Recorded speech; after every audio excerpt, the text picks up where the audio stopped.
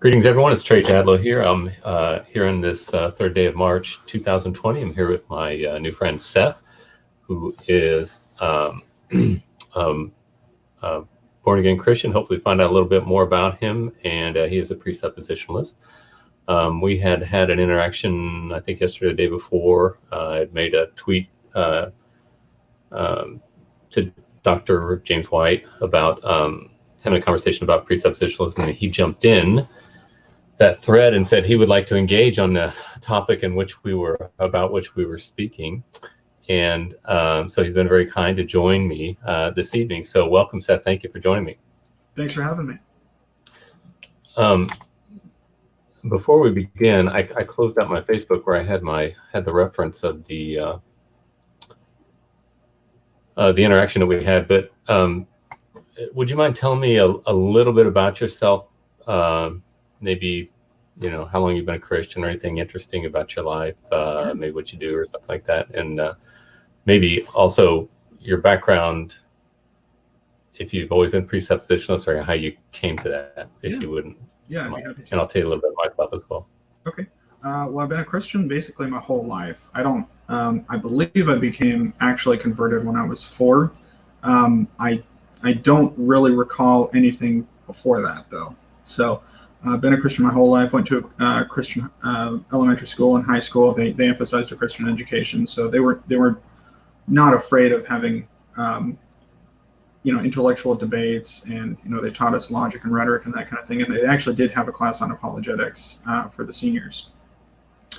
So I got an education like that. I didn't have an special interest in apologetics at the time, but basically as I got into college and was, as a lot of Christians do, they encounter opposition to their faith. And so, or if not direct opposition, just, questions about, well, how do you know what you know? How do you know that your belief system is true?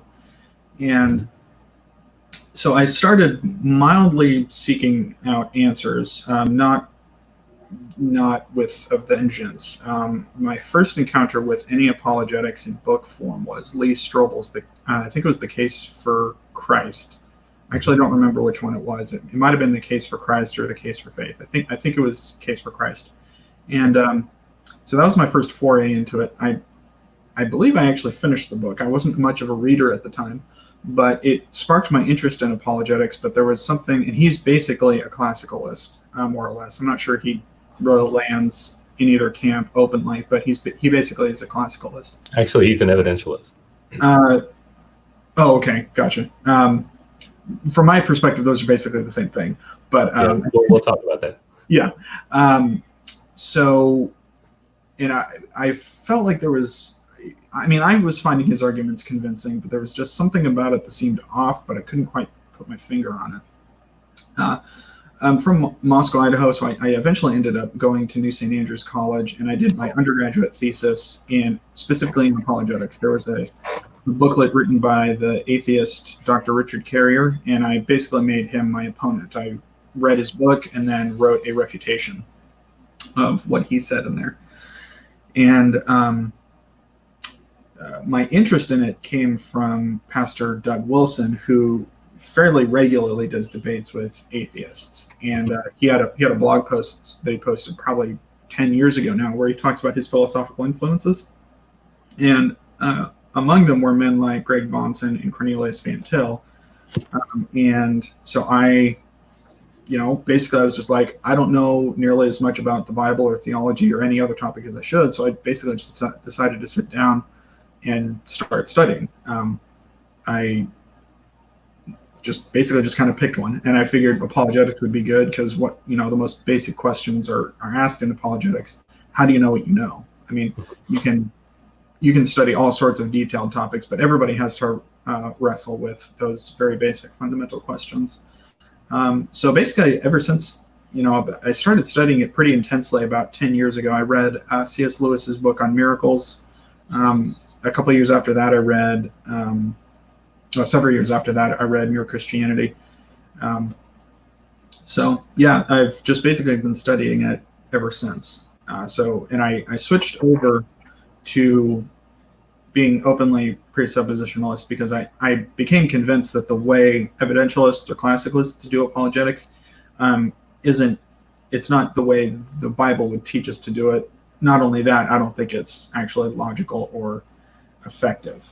One of the things that I try to kick against is you can have your own convictions about your own system of thought, even your own methodology, but it really does help to engage with others about why. So I read R.C. Sproul's book, Classical Apologetics, and pretty regularly find myself in disagreements and debates online about which method is the correct and biblical one.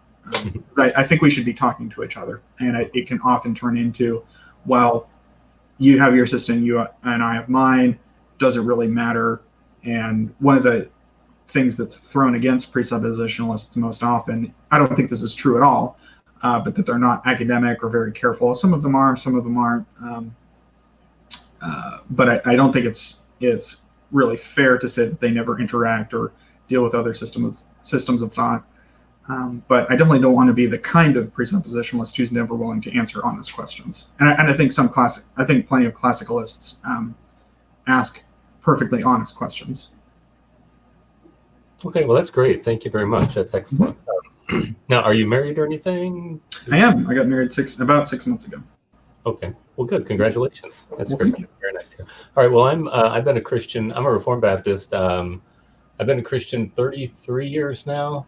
So Okay. I'm 53. So I was 20 when I became when I was saved, and I got saved in a missions organization for youth called Youth with a Mission. You ever heard of that, or YWAM? Yes, I have. I've had a couple of friends who've been interested in that or talked about it. Okay, well, I went to that, and I'm not a huge proponent of it necessarily now, but it was a wonderful instrument for me to actually understand the gospel. I didn't understand the gospel until I was at that organization, and I gave my life to Christ. Then I didn't really understand the gospel until I was there, and then I met my wife down there, got married, had 6 kids. I live in the Kansas City area. I'm a dental lab technician. I'm self-employed. And so, sadly, I'm divorced. My wife left me about 5 years ago. And so I have 6 kids, 3 boys, 3 girls, ages 29. Who's going to be 30 here. Oh, 30. This Sunday's going to be 30. And down to 16. So you're old enough to be my dad. Yeah, probably so. I'm going to be an old man. Gotcha. But so I came to Christ in a charismatic environment. I was involved actually in the Kansas City prophetic movement. I don't know if you heard of that. IHOP. Sorry, say again? Kansas City prophetic movement. IHOP. Sounds dangerous, but I don't think I've heard of it. Okay. It's very well known in the charismatic world. It's kind of a mecca for the charismatics worldwide. They'll come kind of like, I don't know if you're Bethel Redding. I've heard of Bethel, yeah. They're kind of the same, similar stream. They're New Apostolic Reformation stuff. But anyway, I got involved with that for a few years, and then ended up just shortly thereafter just leaving the charismatic movement, saying enough, and went to a Bible church. And then, but I've been heavily influenced by R.C. Sproul. Nobody has had any impact on me like R.C. Sproul has. That's the type of apologetic methodology I employ. And I don't have a lot of formal education, so I'm kind of self-taught in most of the stuff that I interact with. But what was I going to say? Completely blanked out. I had something in my mind I want to talk about. You talked about you're not understanding to distinguish the difference between classicism and evidentialism. And you mentioned that. Yeah, it's ironic because I say this in most of the hangouts I have with people because they don't understand the difference. I had R.C. Sproul used to get frustrated about it, and he finally said, "I just stopped correcting people because they got tired of trying to fight the battle." But evidentialists are empiricists by nature, and so what they do is they are going to look at data, and they're going to say whatever arguments that they employ, they're going to say that it's more. Usually they'll use the cumulative argument. They'll say, "We'll take some a teleological argument or a biblical prophecy or something like that," and they'll bring them all together and they'll say it's more likely than not that God exists. Yeah. So they can't have any certainty with the arguments that they have. And presuppositionalists are searching for certainty. Okay, and Okay. and their argumentation is rational with the transcendental argument. Mm-hmm. So they fall into the rationalist camp, not empirical camp, and they are searching for certainty, not for probability. Empiricism can never give you certainty. Only rational proofs can give you certainty. All right. So on that, in that way, that classicism is the same thing as presuppositionalism, insofar as we're both arguing rationally and we're seeking certainty. A classicist is not someone who is using evidences. They're using cosmological proofs. And those proofs are not arguments that are probable, but they are certain if you give the premises that are lined out. And mostly what I'm following is going to be like Thomas Aquinas' 5 proofs. Those are not 5 evidences, they're 5 proofs to the existence of God, and they necessarily follow if you grant the 2 foundational presuppositions of rational coherence or the laws of logic and basic reliability of sense perception. And given those things, it necessarily follows. Usually it's going to be you're arguing causally. I mean, I call my argument the argument from contingency. You can't have contingent or dependent being existing independently. And with that argumentation, not only have I never lost an argument, I've never had a serious challenge. I've been doing this about 10 years. And the goal is, Calvin said, either goal is to either win our opponent. Of course, it's God's grace that saves the soul, but either you're going to win them or you're going to silence them. And so their arguments have no bearing whatsoever. And so that's my goal, my endeavor. I didn't think I told you. I said I'm a Reformed Baptist. I'm confessionally Reformed, so I'm a 1689 Baptist. Are you Presbyterian? Uh-oh. Hold on just a minute.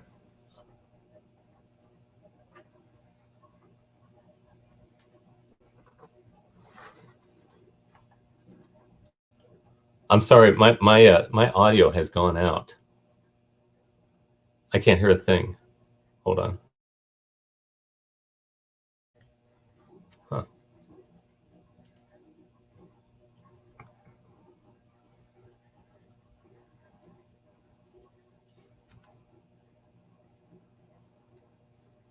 Hold on just a minute. You might be able to hear me, but I can't hear you. I don't know what happened. Hold on. Let me see.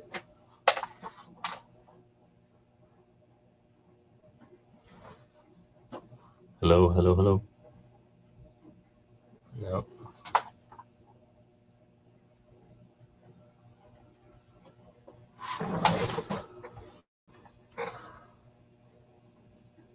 Hello.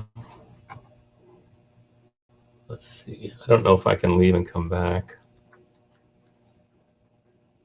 without. I think I can. I'm going to try to leave and come back.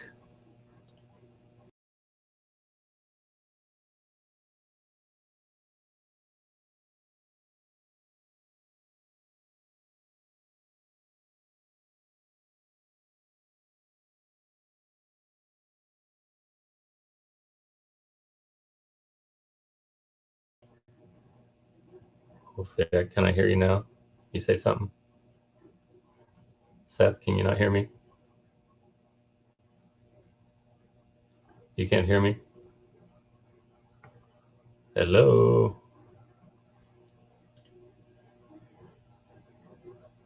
Huh.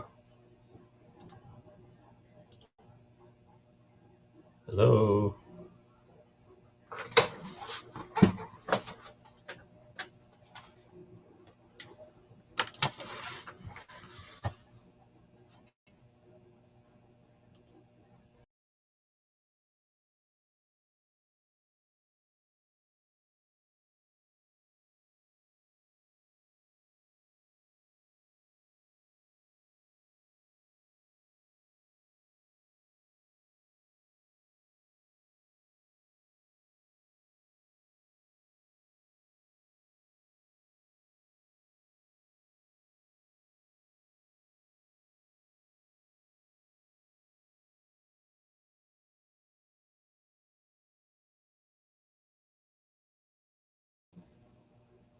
I don't know what the deal is because my sound is working fine on this end.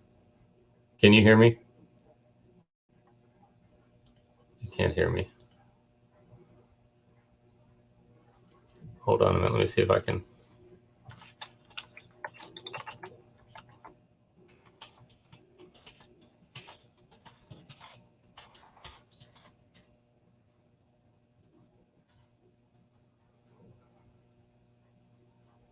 I'm going to ask him to leave and then come back.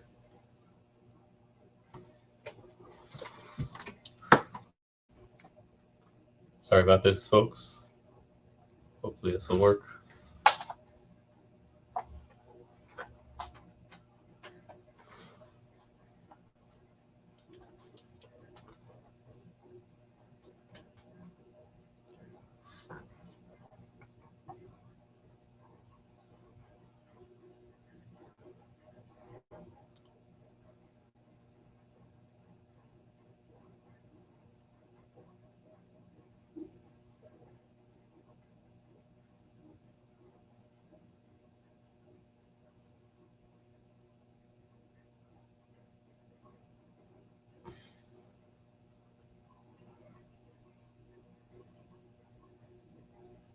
Waiting.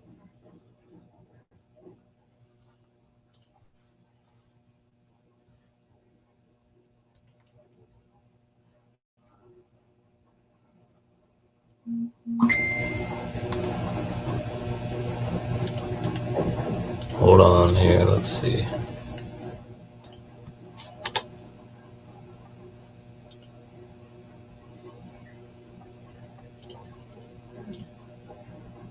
He's not coming in for some reason. Let's see if I can.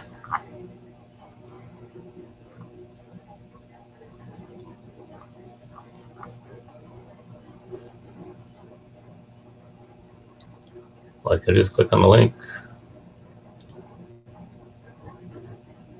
Says he's trying to get back in, but computer's having trouble.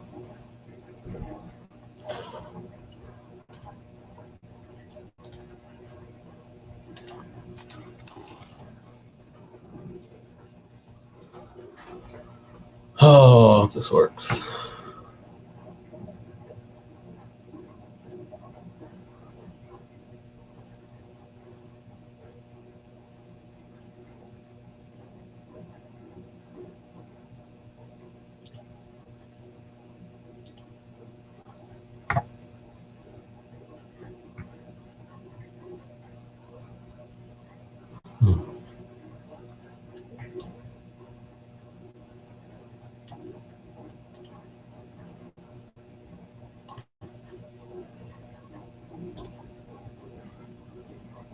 Okay, he said he's coming in now.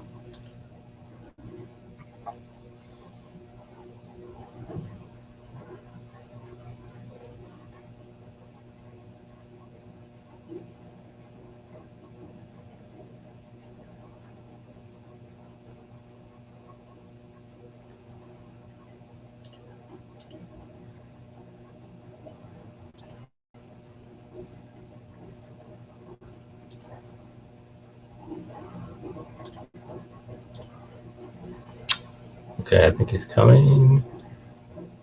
This device is not connected.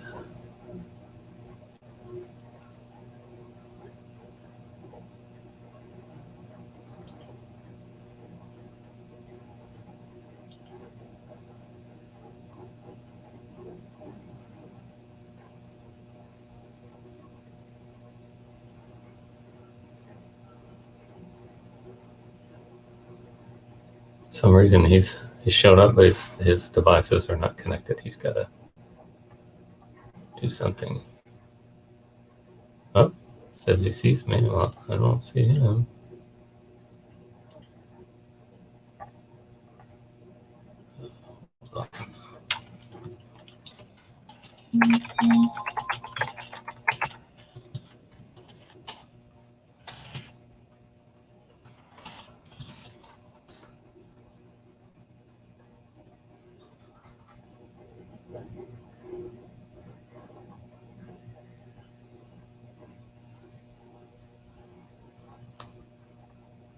Well, he's trying to fix it. I don't know why. He's here, but his camera mic aren't hooked up and it won't let me add him. Until this mic and camera are hooked up, or at least this mic.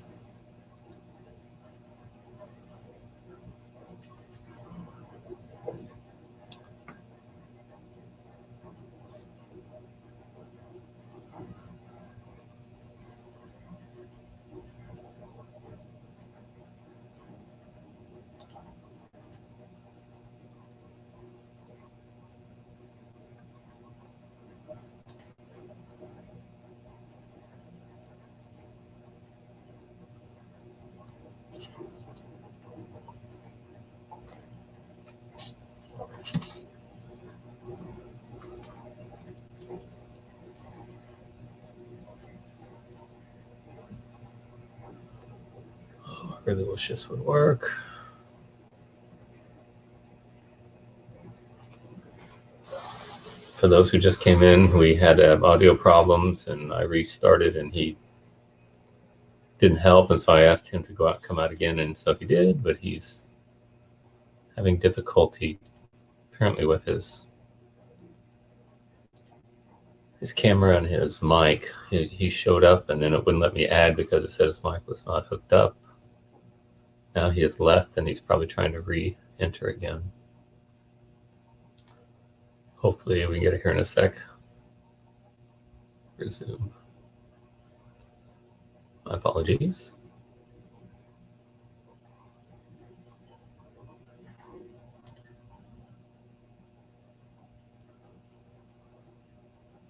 I'll give it like another 2 minutes or so, and then I'm going to close it out. We can't get it to work.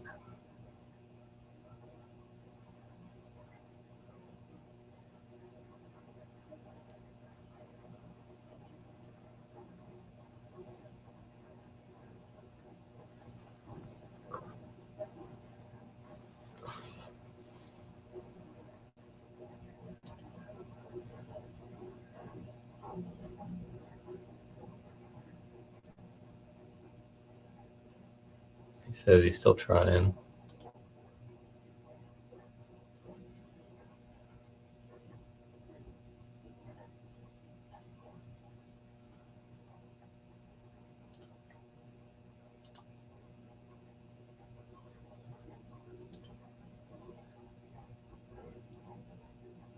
About another minute, I'll give it.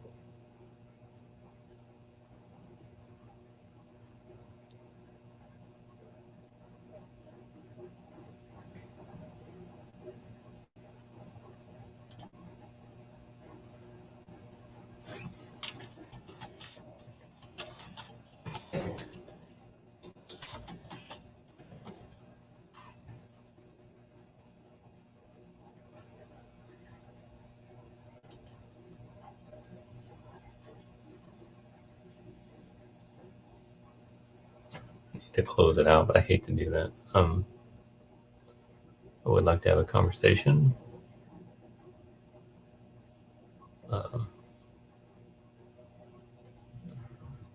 Maybe I'll wait a few more minutes. Mamuluengo says it's okay, we can wait.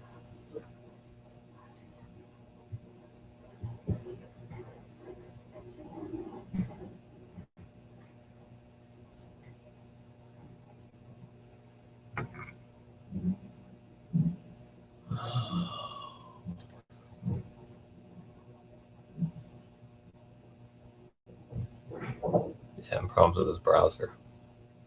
He's going to try one last thing. So if you guys want to wait around a little bit, maybe we'll get it to work.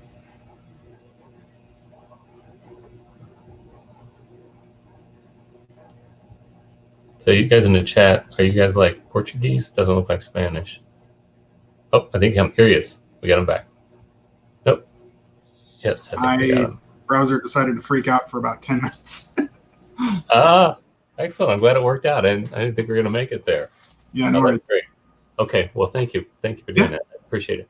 All right, and I don't know if we can jump in where we were. I can't remember where I was at. Sure, that's fine. I think the last thing you mentioned was you didn't have formal training on apologetics, but you were mostly self-trained, or okay. And I don't remember if I was trying to explain the difference between classicism and evidentialism. Oh yes, that's what it was. Yeah, and so insofar as both of us are rationalists in our approach, and we both are seeking for certainty, we have that in common. But my problem with presuppositionalism is that it begs the question. You can't have your conclusion in any of the premises of your argument, but it begins with the presupposition of the triune God of Scripture from a Van Tilian. Do you consider yourself a Van Tilian? Oh yeah. Okay, hold on a second. All right, so you believe that, and this was my question to Dr. White, was you can't presuppose a triune God of Scripture because Trinity or triunity is something that you've got to learn. Would you agree with that? Yes and no. I think you can presuppose something without fully understanding it. One of the analogies that Van Til used to use was the diving board analogy, where if you're standing on a diving board, there's one sense in which proximately the diving board itself is holding you up, but in a more ultimate sense, the concrete that's holding the diving board up is holding you up. And I could be standing on the diving board, and maybe I'm blindfolded, and I might not even be aware that there's concrete underneath the diving board, but it's still objectively there. I may not know much about it. I might not even be aware of it, but it's still there, and it's still what's holding me up. Does that make sense? Okay, so you would agree then that the concept of triunity is not really presupposed. It's just they're presupposing the true God who happens to be triune. Well, I wouldn't say that he happens to be triune. You can. What I would say is, well, let me put it this way. Everybody knows, Romans 1 says that everybody knows God, but that doesn't mean everybody knows what the term Trinity means. But the God that they know, whether or not they confess that they know him or profess that they know him, the God that they know is Trinitarian, even if they can't explain what that is. They may not have any awareness about technical definitions, but they do know him. Right. Right. So when you are talking to someone, do you tell them that they must presuppose Trinity in their knowledge? Well, some of it depends on how long the conversation is. I mean, if I have 30 seconds with somebody, an elevator pitch, I might not have time to get into what the doctrine of the Trinity means. If I only had, 15 seconds or 30 seconds or whatever, it may just be as short as, if God doesn't exist, nothing makes sense. Or if God doesn't exist, you can't know anything. If you don't believe in God, you can't justify your knowledge. The transcendental argument that I use might be that simplistic, depending on how much time I have. If I have a 2-hour debate, I can talk about how God is Trinitarian and no other version of God makes sense. So I did a debate with, or I've done debates with atheists on Marlon Wilson's The Gospel of Truth. Mm-hmm. And one of the things that one of the most common objections is, well, what about Allah, or what about other versions of God? And I'm happy to go into detail about why presupposing those versions of God are inadequate, and how. You went out again, brother. It happened again. Oh, shucks. I don't want to wait that long again. It's still out.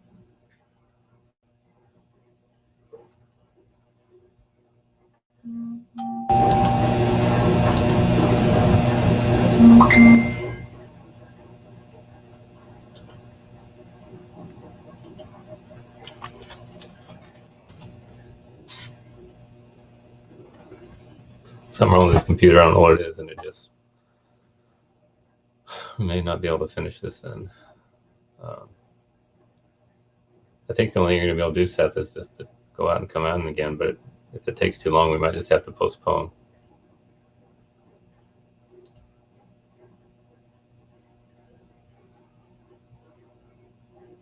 Okay, so he's going to He's going to try. We'll try it again.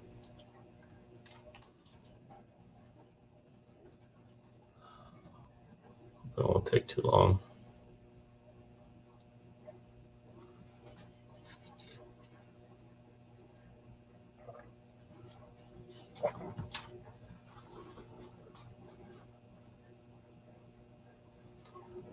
They like to pursue this use of the transcendental argument because what he's saying is that he is using the transcendental argument in an a posteriori sense.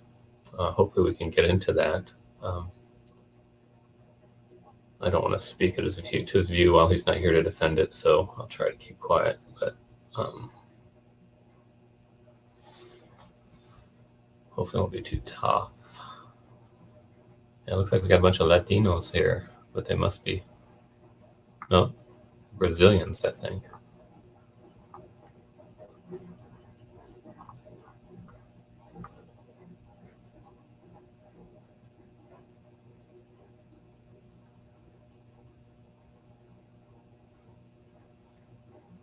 Yeah, Jungle Jargon is Brazilian.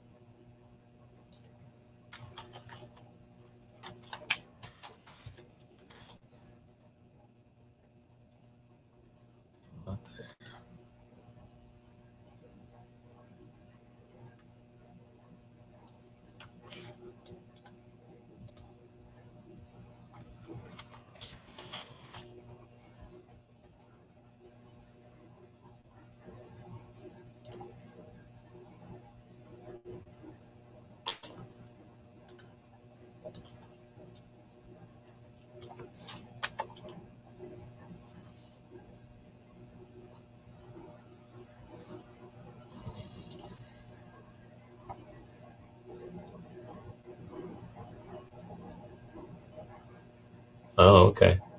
Let's see, Jungle. What part of Brazil are you from? I have friends who are missionaries in Brazil. In Salvador. Fortaleza. Canindé.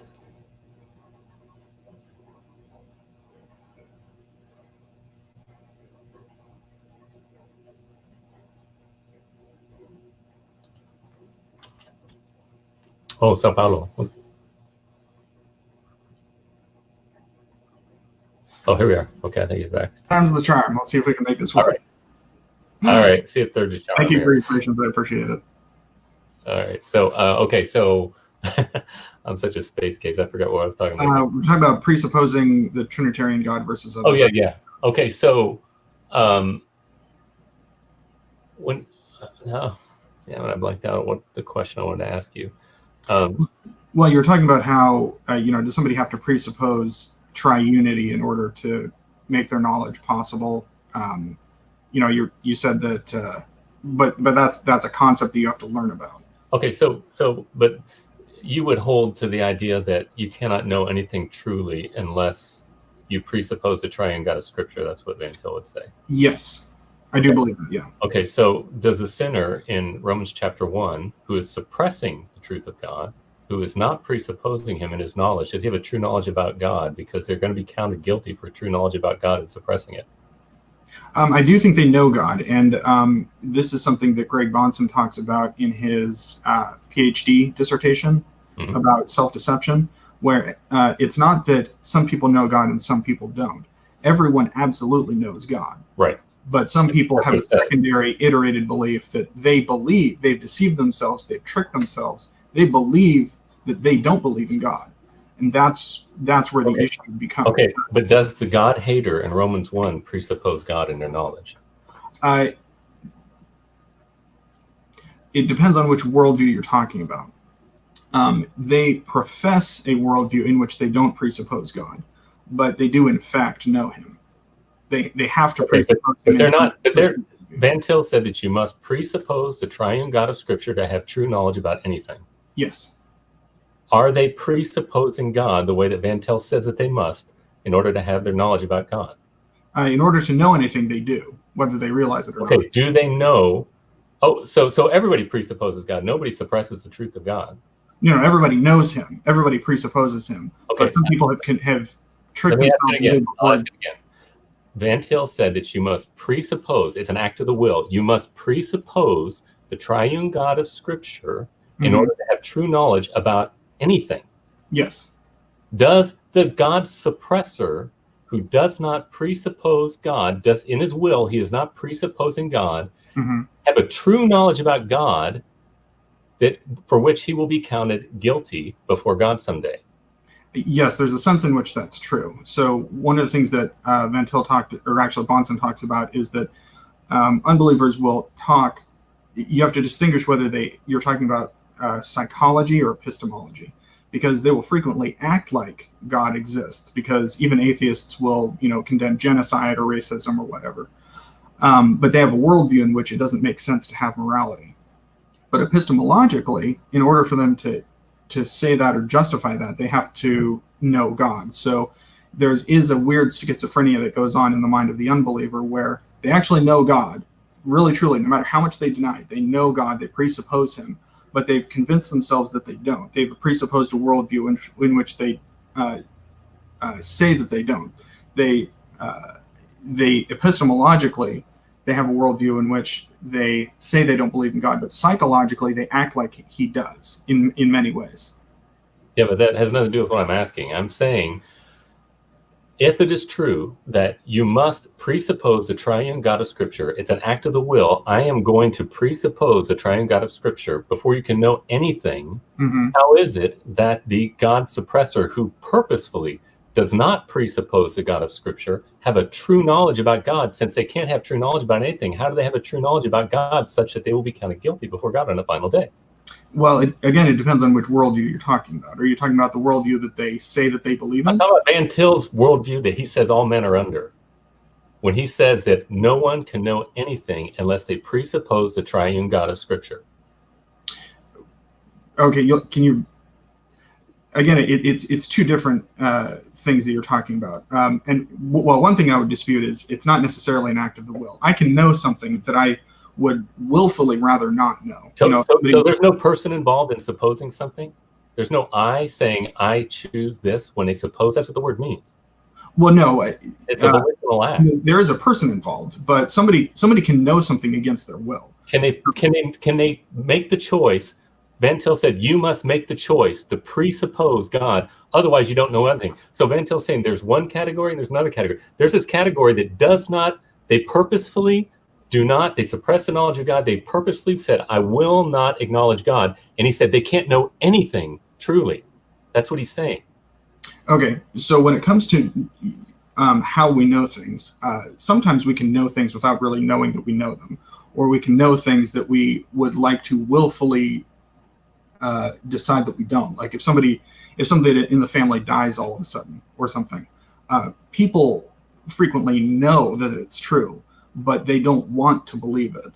So you don't always know things that you willfully wish you knew. Sometimes the will that you have goes against your better knowledge.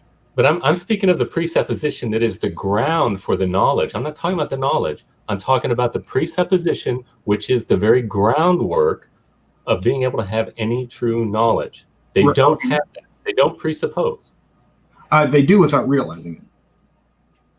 Oh, so then Van Til said nothing when he said you must presuppose God in order to have any true knowledge. That was just, everybody does that. There's not one person on the earth that doesn't presuppose God.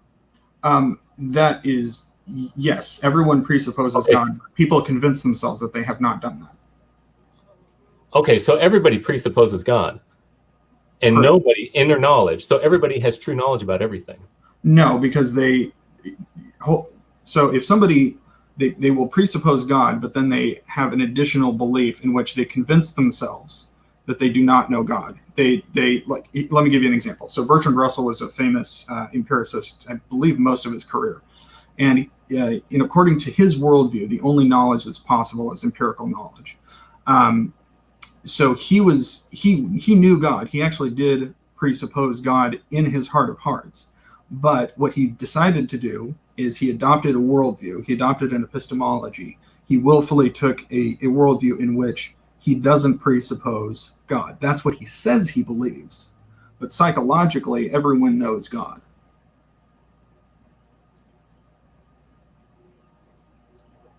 Okay, so what you're doing is you're conflating knowledge with presupposition here and basically saying they're the same thing. Everybody knows God exists, and you're saying that's the same thing as them presupposing God. But then some... Well, I could... why don't we... I could get the what Bahnsen's standard definition of a presuppositionalist. That might help us a little. There's my phone. I can find what his... because he does define presupposition in a particular way. Okay. Let me get that for you 1 second.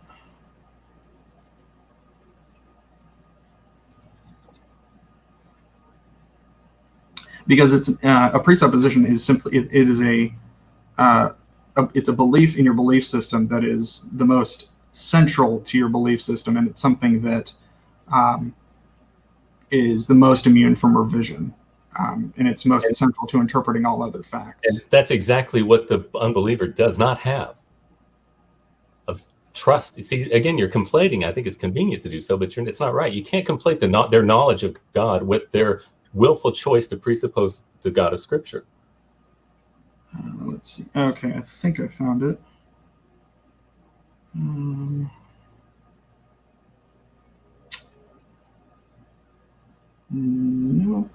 hold on. Sorry, I'm doing this on the fly, so No problem. I think I found it. No, don't feel pressure. Okay, so presupposition is an elementary assumption in one's reasoning or the process by which opinions are formed. A presupposition is not just any assumption in an argument, but a personal commitment that is held at the most basic level of one's network of beliefs. Yep. Presuppositions form a wide-ranging, foundational perspective or starting point in terms of which everything else is interpreted and evaluated. That's right. As such, presuppositions have the greatest authority in one's thinking, being treated as one's least negotiable beliefs and being granted the highest immunity to revision. Now, how can you say the unbeliever has that? It's purely volitional. That's how he defined it. It's a volitional choice that you make. No, he doesn't mention volition in there because people can believe something without wanting to believe. Read the first sentence again. It was even in that. I think it's a commitment or something. It's an elementary assumption in one's reasoning. An assumption somebody has in their reasoning. How can you assume something without exercising your will? Well, you can assume it without knowing that you're assuming it. You might not willfully presuppose something, but you're still presupposing it. So you're assuming a commitment. That whole thing was about assuming a commitment that you are resting your epistemological knowledge upon, and you're saying the unbeliever does that. Yes. Yes. I mean, the unbeliever has. So what's the difference in not presupposing then? Because everybody says it. What's the difference between not presupposing God? What are you telling them when you tell them they need to presuppose God? They're already doing that. Why are you telling them that? Because what they're doing is they've adopted a worldview in which way they deny that they believe in Him, and as such, that worldview that they've adopted doesn't allow them to justify their knowledge. So they're presupposing against their will. Yes. Okay. That's an amazing statement to me, that you would say that somebody can presuppose something non-volitionally. Well, sure. I mean, people can have assumptions and arguments that they don't want to believe. I mean, again, going back to the example with a family member dying all of a sudden. Well, people often have that belief. They know it's true, even if they don't want to believe it. Unbelievers know God, even though they don't want to believe in Him. And they would openly say that they don't believe in Him. They would openly deny that he exists, even though they do know Him and believe in Him. I completely agree with that. But my problem is that, everybody believes that Romans teaches that every man knows God. He takes that knowledge and he suppresses that in unrighteousness. Mm-hmm. And it says he knows it because he looks at creation and he deduces that there is a God. Well, I don't think it doesn't say deduces. It just says that he knows from creation. It's obvious from creation. Right.